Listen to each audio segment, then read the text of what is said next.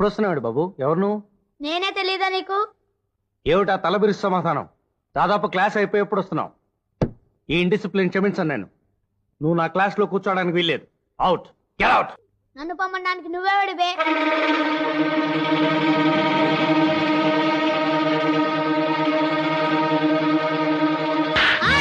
నువ్వేనంటరా నా కొడుకు మీద చేయి చేసుకుంది? అవును, నేను మీ అబ్బాయిని కొట్టింది అతను క్లాస్ రూమ్ లో బండబూతులు మాట్లాడుతున్నాడని. అతను అలా మాట్లాడడానికి, అలా మాట్లాడడం తప్పు అని తెలుసుకోకపోవడానికి కారకులు మీరే.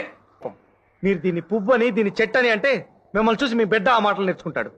ఏ స్కూల్లోనైనా ఏ మాస్టర్ అయినా ఓ విద్యార్థిని కొట్టాడంటే అది ద్వేషం వల్ల, కక్ష చేతనో కాదండి.